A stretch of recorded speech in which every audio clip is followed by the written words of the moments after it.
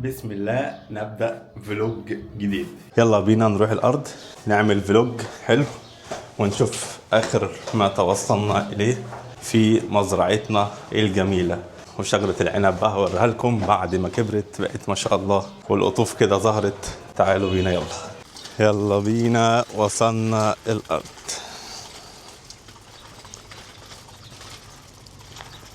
طبعا بقى حاجات كتير اتغيرت. دي بامية بس طبعا لسه ما طلعتش. شايفين ما شاء الله.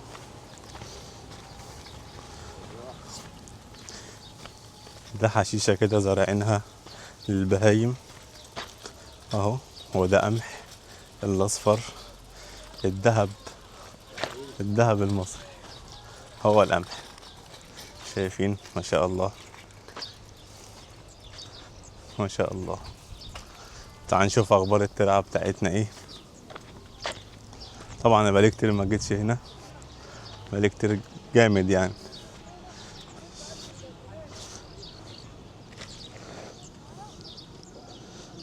شايفين الترعه.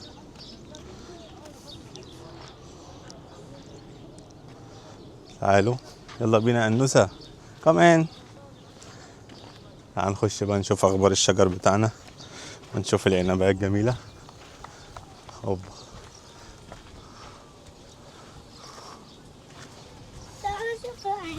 هنشوف العنبه ما شاء الله.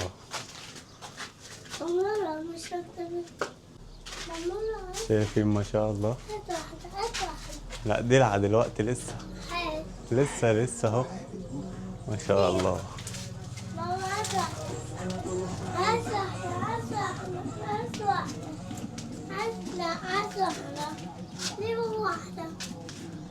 حاضر هخليك تدوق واحدة. ما شاء الله اللهم بارك. طعمه عامل ايه؟ ليمون. طعمه مر. تعال نشوف الزيتونة. يلا بينا. طبعا البصل بقى قلعناه. استنى موسع لك الطريق. ما شاء الله. ده الرمان اهو. هو الرمان بدأ يظهر اهو. شايفين ده الرمان ما شاء الله. تعالى اوريلكم من قريب حاجة تكون كبرت شوية اهو. ده الرمان اهو ما شاء الله. الافوكادو بقى حلو ازاي ما شاء الله. شجرة الافوكادو جميلة. ايه ده انت فتحت ديت؟ هي باظت اصلا باظت. ده النعناع. عايزين بقى حد من الخبراء الزراعيين بتوعنا هنا يقولوا لنا ليه النعناع اليومين دول في مشكلة. بص بقى الزيتون. هجيب لك الشاي جاهز يا عم عطا. بص الزيتون ما شاء الله ما شاء الله ما شاء الله. الزيتون ايه ما شاء الله. كل اللي عايز يخلي الباقي يحجز معانا من دلوقتي. دي بقى الملوخية. شايفين ملوخية ما شاء الله اهي. ملوخية جميلة. وده القصب بقى بس لسه شوية كده وهيتاكل من القصب اهو ما شاء الله. طبعا الدنيا فضيت لان معظم الزراعات الخضرة بتبقى في الشتاء. احنا دلوقتي دخلنا في الصيف فمعظم الزراعات ما بتبقاش يعني هي احسن حاجة اهو. تبقى حاجات معينة يعني حاجات مش كتير. طبعا لسه هنزرع هنا ربنا يكرم ان شاء الله اهو. يا حبيبنا وريني. استنى رحت السبيلة. ايوه اعمل كده. ايه ده ايه ده؟ عنبة نونة. حط يلا بقه كده. قول له طعمها ايه؟ ليمون. حدقة. هات المدوق حتة كده.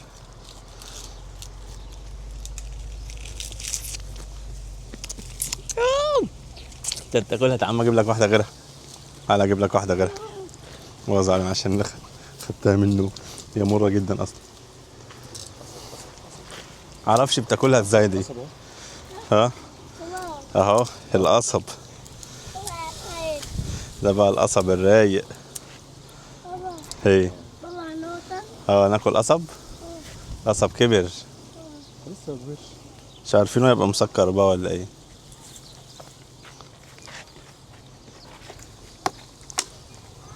خد امسك كده. شكله هيبقى ناشف.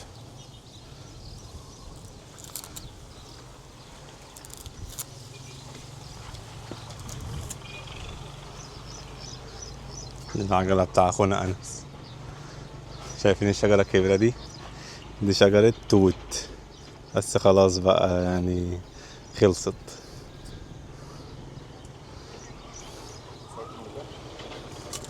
ها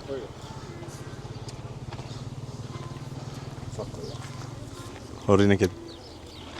بابا نعم. بابا تشرب.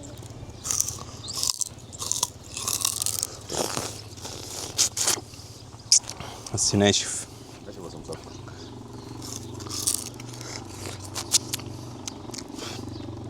قصب الصيفي. لا مش عارف اشرب لك يعني. عايز سنان من فولاذ.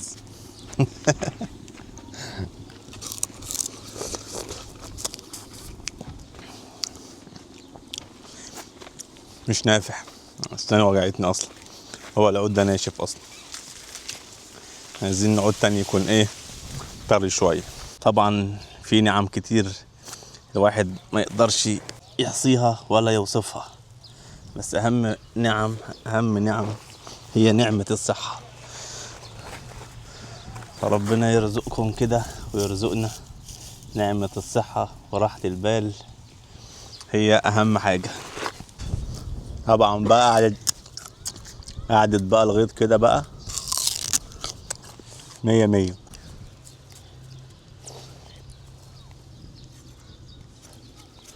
ده فن تقشير القصب بالمانجا.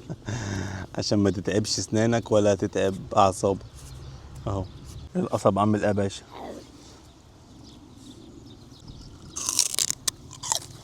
أم يحسدون الناس على ما آتاهم الله من فضله.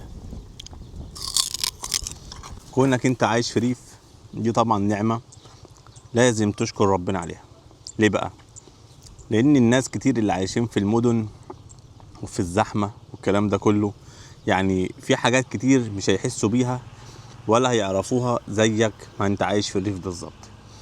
يعني هنا في الريف يعني ما شاء الله زي ما انتم شايفين كده، احنا قاعدين في هدوء، في امان، في سلام، مفيش ضوضاء، مفيش عوادم، مفيش زحمة. فديت الميزة اللي في الريف. طبعا مش الريف مش كله مميزات، في عيوب، بس عادي انت بتتغاضاها يعني عشان خاطر تقدر تكمل حياتك. فحياة المدن مش وحشة، بس هي زحمة زيادة عن اللازم. يعني لو حد متعود ان هو يعيش في الريف فمستحيل يسيبه. زي مثلا الباشمهندس احمد ابو زيد لحد النهارده، يعني ممكن يكون عمل ثروه وليكن كويسه الى حد ما، ان هو ممكن يقدر يشتري ويسكن بره بلده بره بيته والكلام ده كله، بس هو ما اختارش يعمل كده. طبعا انا مش بذكر لكم المثال عشان خاطر اقول هو معاه او معهوش او الكلام ده كله.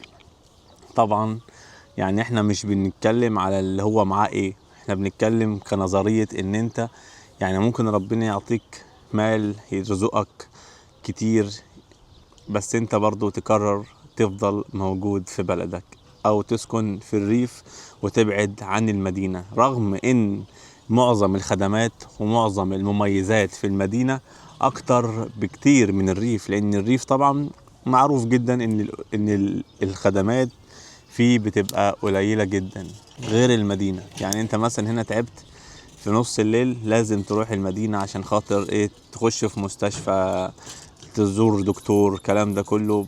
في القرى مش هتلاقي الموضوع ده يعني كويس. المدارس طبعا مش بتبقى حاجات كتير، انت هيبقى عندك مدرسة واحدة وهتلم يعني معظم البلاد اللي حواليك. انما مثلا عايز تدخله مدرسة تجريبي او مدرسة خاصة او مدرسة انترناشونال، لا مش هتلاقي الحاجات ديت موجودة هنا. ده كده لازم تطلع بقى على المدينة. تمام. فدي طبعا كلها يعني حاجات في ناس كتير بتتغاضى عنها عادي. يعني معظم الناس، انا واحد من تعليمي من صغري قاعد في الريف، حتى تعليمي في الريف، كل حاجة في الريف، والحمد لله النهاردة قاعد بكلمكم وانا قاعد في الريف. فهي الحياة مش وحشة، والحياة جميلة وطبعا ممتعة. يعني انت مثلا لو عندك ارض زي اللي ورايا دي كده، ممكن تيجي تزرعها، تسلي فيها وقتك، تزرع حاجة بتحبها، طبعا هيبقى حاجة جميلة جدا. اكنك بتربي عيل. يعني لما تيجي تبني تزرع ارض، من اول ما بتحط البذور لحد ما تكبر، انت قاعد بتتابعها لحظة بلحظة ومهتم بيها. انت اكيد بتفرح لما تيجي تجني الثمار بتاعتها. زي ما كنا شايفين هنا كنا زارعين بصل، فخلاص قلت لكم من اول 1/5 لحد 10/5 هيتم يعني حصد البصل، او ان هو يتقلع بقى من مكانه ويتعرمش. يتعرمش ده يعني شايفين البصلة بيبقى فيها في بصلاية وفي فوقيها العنق بتاعها او العود بتاعها. العود ده بقى بيتقطع، ده بقى اللي بيسموه عرمشة. ده المصطلح بتاعنا هنا. تعالوا اوريكم كده، ظهر قدامي بامية. تعالوا اوريكم كده وهي في الارض عاملة ازاي. شايفين البامية ده كده، البامية هيت طبعا لحد ما العود ما يطول هيفضل يطرح. دي البامية. احنا بقى داخلين على عيد اضحى، كل سنة وانتم طيبين. وتقريبا مش هصور لكم يوم العيد لان احنا هنا بيبقى عندنا اجواء جميلة. بابا. نعم. ايه الطيارة؟ ماشي. بابا. بيطيروا الطيارات اللي هي ثانية اوريها لكم، اللي هي بتتعمل بالبوص ديت، بس مش عارف هتبان ولا لأ. تقريبا عشان بعيدة، هي بعيدة جدا، بس تقريبا مش هتبان قوي. اهو شايفين في نقطة سودا كده عمالة تتحرك. شايفين النقطة السودا دي؟ ده طيارة، بس طبعا عشان هي بعيدة. بس كده، ده كل اللي قدرنا نستفاد بيه النهاردة. نسيت اقول لكم على حاجة. في القرى بتلاقي العلم اكتر بأمانة عن المدينة. يعني بتلاقي هنا الناس بتهتم بتحفيظ القرآن. الناس هنا بتهتم بتحفيظ القرآن. ايه؟ هشوف البامية؟ حاضر ماشي، بس ما تلمسهاش عشان بتشوك، ما تلمسهاش ماشي، فيها شوك. العلم هنا اكتر. ليه؟ لان انت هتلاقي هنا دكاترة. نعم. لسه هتستوي. صح. صح يا قلب. صح يا قلب. نعم. نعم. كبيرة، دي كبيرة. نجيب ايه؟ بامية؟ هي البامية دي كبيرة. دي مش بتاعتنا، دي بتاع ام رضا. نعم. دي بتاعنا.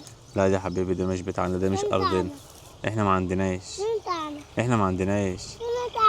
احنا ما زرعناش. المهم الحياة في الريف هنا، احنا يعني هتلاقي على قد ما في بساطة، هتلاقي في هنا يعني العلم اكتر، الكلام ده كله اكتر، التحصيل اكتر، العلماء، معظم الناس اللي وصلوا بحاجة كويسة هتلاقيهم طالعين بدايتهم من قرية مش من مدينة.